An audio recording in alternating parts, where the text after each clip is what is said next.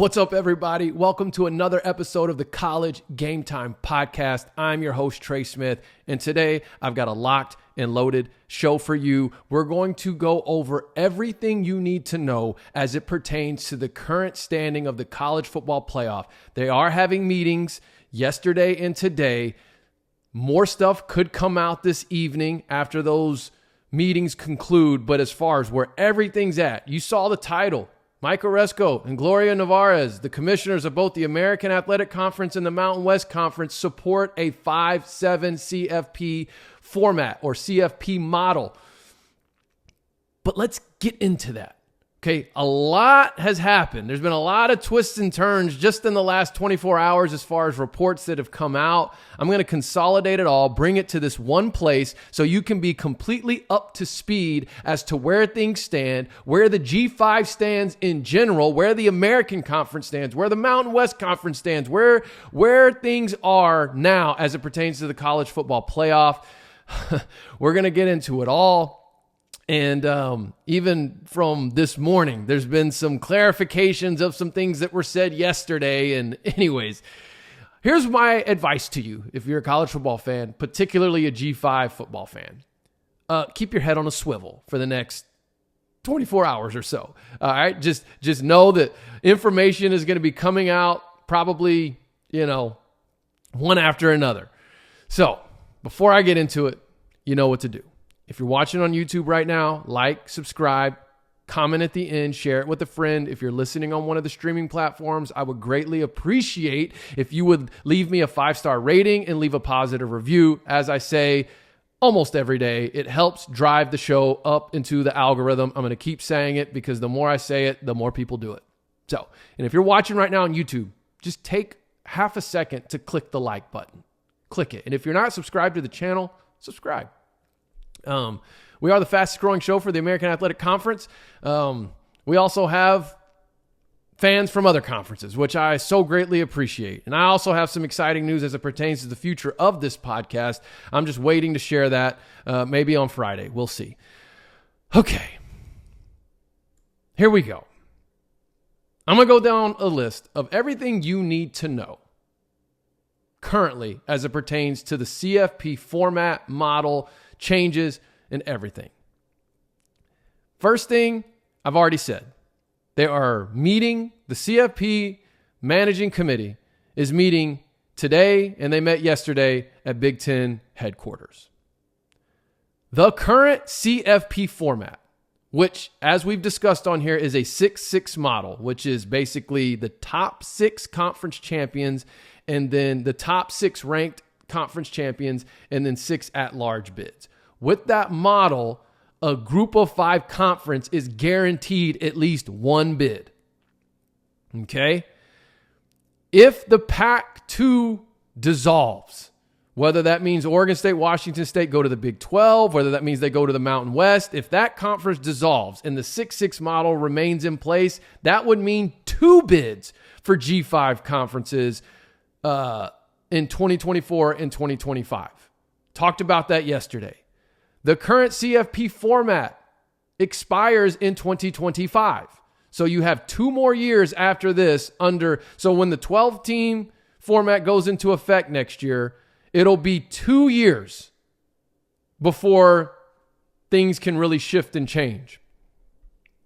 Speaking of changes, they will likely discuss changes to the current format and the format beyond 2025. They didn't yesterday, according to reports, but there's a growing assumption that there's a likelihood they will discuss those things today. Now, there is one caveat there that I'll get to in just a second. Before I do, understand that when it comes to changes that need to be made prior to 2025 have to be unanimous. Okay? Any changes between now and 2025 have to be unanimous. So if the 6-6 model is going to change, it's going to require a unanimous vote to change that. However, after 2025, there's no guarantee that it will still require a unanimous vote because the current agreement expires.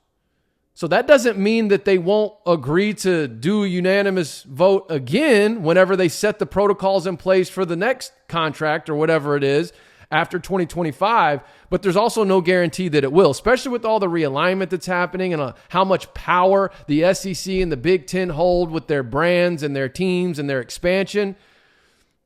I don't know that we're going to see this again where it requires a unanimous vote to change a format. Okay. Format changes are expected, but until a resolution with the Pac-2 happens, they're essentially at a standstill, which makes today's meeting interesting as far as if something actually happens or not. So let's stay here for just a second.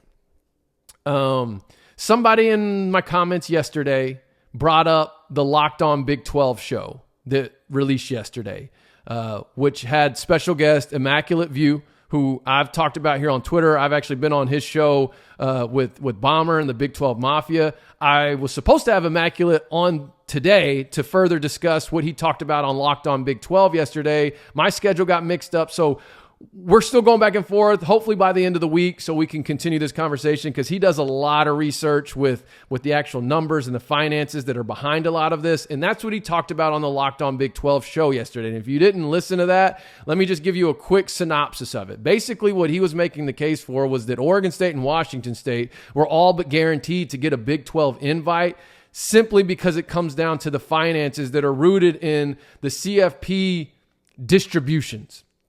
And the fact that the Pac would still be entitled to a significant distribution in 2024 and 2025.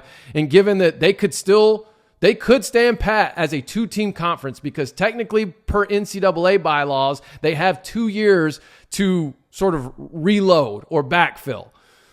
So in theory, they could use that as leverage, is kind of what Immaculate View was saying on the show and what they were talking about. I don't want to rehash all of that or put words in anyone's mouth, but essentially what it was, and I'm not going to say what the numbers were, because here's something, after I listened to it, something I brought up that I want to get him on here to talk about is that last year in November of 2022, before any of this realignment stuff started going crazy, other than obviously we knew that USC and UCLA were going to the Big Ten,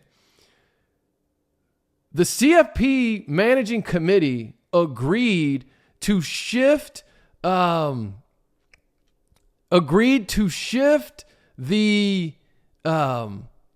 distribution model. Let me see if I have it right here.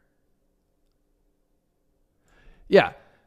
The CFP committee agreed last November on a compromise for per school payouts opposed to per league payouts for 2024 and 2025, meaning that the payouts would be divided based on the league size. Because what brought this up was the SEC was concerned, as they were expanding, that now the piece of the pie each team would get in the conference would now be smaller, and now a team like Alabama, who's been a mainstay in the CFP, would end up getting a smaller share than a team like Washington State, who's never been in the CFP. And it has to do with the size of the conference. So they did agree last November that they were going to shift that distribution to being a per team versus a per league.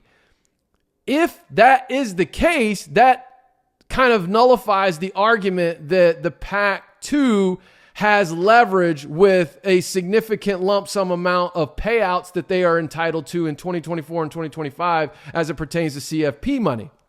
Now, what Immaculate said is that was agreed upon, but it was yet to be voted on.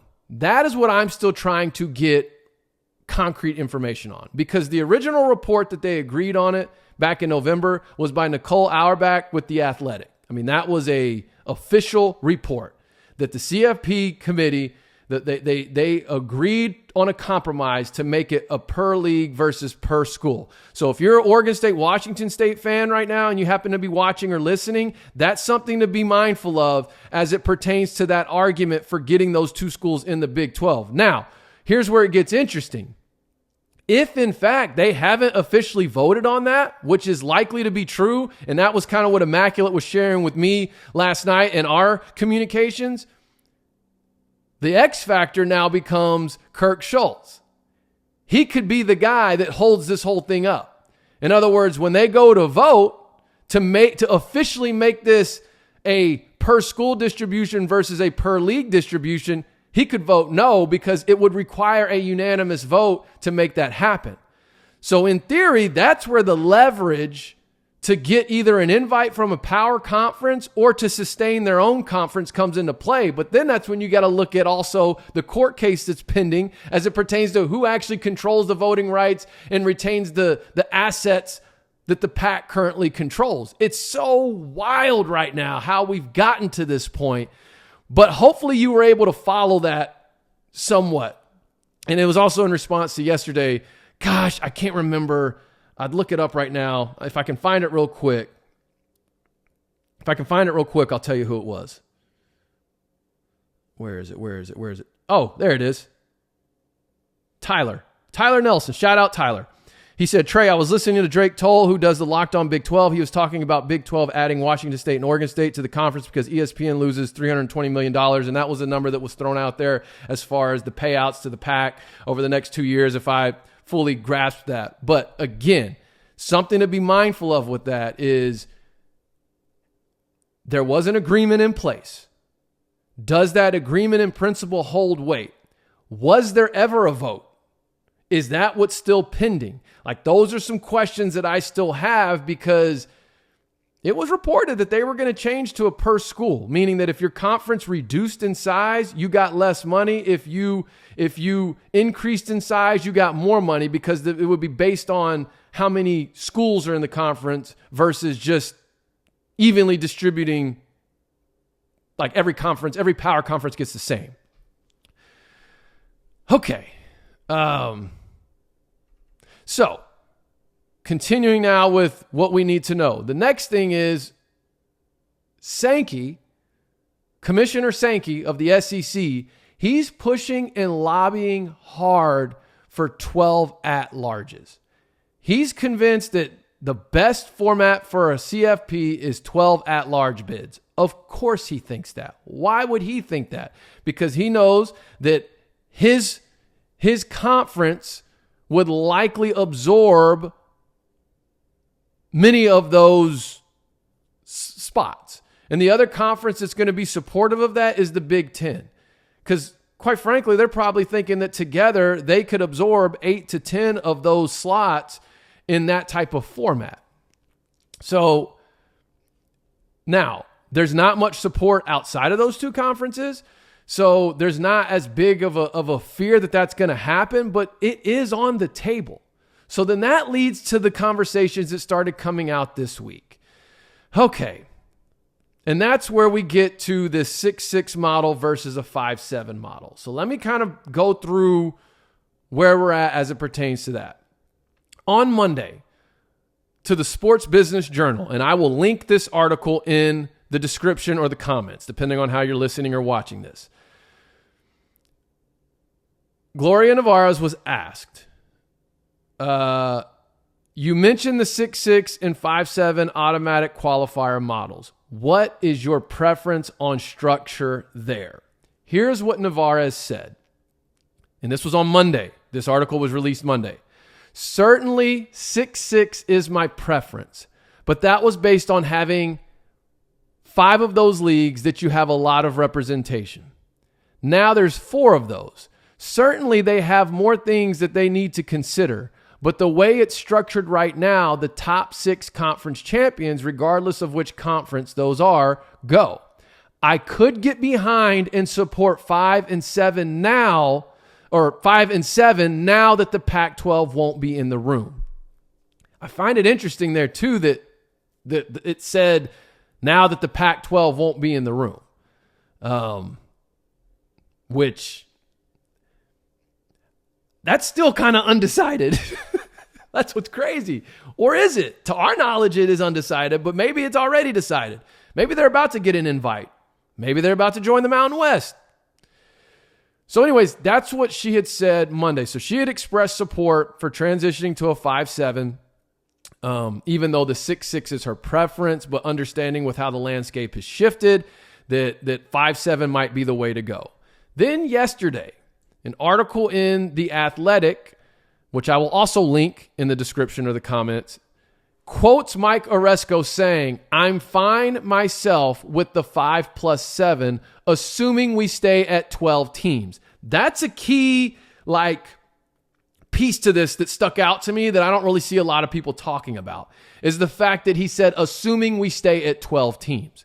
So does that mean that maybe expanding beyond 12, that's an option on the table? Is expanding it up to 14 or 16 on the table? I'd be all for a 16-team playoff. Guys, 2 years ago when I was making these videos and nobody was watching before any of you ever even heard of me or even cared to listen to what I had to say, I went through a whole spiel on a 32-team playoff format. I mean, heck, every other division of college football does that. Why can't we do it at the highest level? And I know that's something not everyone's going to agree with, but the way I laid it out was kind of like creating a March Madness-like environment in December. You would have to do away with championship weekend and establish anyways, I had a whole layout for that. So say all that to say is I'm all about giving more teams access. But he said, assuming we stay at 12. And he said this yesterday after CFP meetings. He said the 5-7 is really something we have to have. Otherwise, what's the point of all the work we did for 6-6? And in that article, it said, but it's notable that Aresco made his stance public, considering that any change to the format would need to be unanimous for the 2024 and 2025 season. So that's where we were left hanging yesterday, was basically with that. So we're left to sit there and I'm tweeting about it. We're having discussions about it over there on Twitter X, having all these conversations as far as why would you agree to a 5-7 now when you were if the pack dissolves, you're locked into having 2 G5 bids for the next 2 years. So my thought was, okay, well, maybe the thinking is if we can keep 5-7 long-term, by agreeing to do 5-7 now, it established us being able to keep it long-term, then maybe that makes sense, or maybe some massive payout. Kind of what we talked about yesterday, and I know a lot of you in the comments were expressing access is more important than the money aspect, which I totally agree with. Keep the 2 slots. Don't let the big dogs buy you out of one of your playoff spots for the group of 5 teams. So anyways, that's where it was kind of left. Then this morning, that article was updated, and it says, Aresco later clarified via email that he still supports a 6-6 model for the next 2 years. He said, I favor 6-6 for the next 2 years, but realize that 5-7 is where this is going afterward.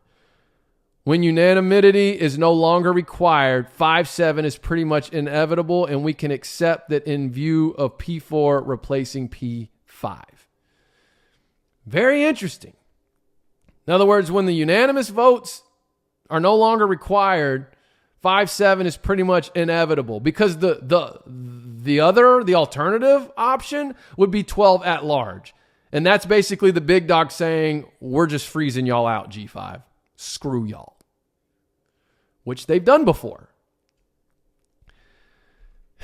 And then today also, this one from Ross Dellinger says, barring a compromise, AAC's Mike Aresco will not vote for a change to a 12-team CFP format in 24 and 25. A deal breaker and a decision needing unanimity. I don't even know if I'm saying that right. Unanimous votes. Without his vote, a 6-6 CFP model would grant a second auto bid to a G5 team that could be unranked. So here we are. It is looking like the next 2 years, we will have 2 G5 teams in the CFP, which I think is awesome. What needs to happen in order for that to be a reality is we need the PAC to cease operations. So, Big 12, Big 10, you need to pick up the phone and do the right thing and get Oregon State and Washington State in there. It's just wild because now with this unanimity, another reason why I don't think the unanimity thing will uphold is because look at where we're at now. You've got the big dogs that for sure would like to go to a 5-7 now, but they've got at least one guy that's not going to agree to it. I'm sure all the other G5 commissioners will do the same, but you for sure got Mike Aresco saying, I ain't budging on this. Then you also would like to officially vote on your revenue distribution to shift from a per league distribution to a per school distribution. And now you've got one of the board members who's going to block that, being Kirk Schultz, Washington State school president. So it's weird because it's like, all right, it seemed like a good thing in the beginning, and now all of a sudden it's becoming a thorn in everyone's side, at least as it pertains to the power conferences. So here's what I think ends up happening. As we've been saying, I started saying this 2 weeks ago. The Washington State and Oregon State are going to get an invite. The PAC is going to cease operations, and now we're going to have a clear path, at least for 2 years, for 2 G5 teams to get in. What would be awesome is if in both of those years, one of those 2 G5s, they're not going to win it all. They probably wouldn't even likely make a run to the championship game, even though that would be awesome. But win that first game, or maybe win the first 2, get there. And even if you get pounded, but at least seeing these teams compete for 2 years, maybe it'll have them going, maybe we need to keep this model. I doubt it. But at least it keeps it a 5-7, which means if we could have a 6-6 for the next 2 years and then a 5-7 beyond, so there's still access to the playoff, I'd be okay with that. A best case scenario is expand this thing to 16 teams. Then you can open up more conference championship bids and still have at-large bids. I don't think they would ever open up the conference champion bids to where you get all G5 conference champions in, even though I would be 100% behind that. But I think what you could get with a 16-team format is maybe like a 6-10 model. So you still get your 2 bids, and then you have 10 at-larges. But you guys let me know what you think on this. What is your best case, worst case, as far as how this pans out? Hopefully you're up to date now. More stuff is going to come out, I'm sure, this afternoon. So, or maybe around lunchtime, or maybe while I'm freaking posting this episode. Who knows? But just rest assured, whatever comes out, we'll make sure we bring it to you right here on the College GameTime podcast. And that's it for me today. I'll see you all tomorrow. Hope it's a happy Wednesday for you.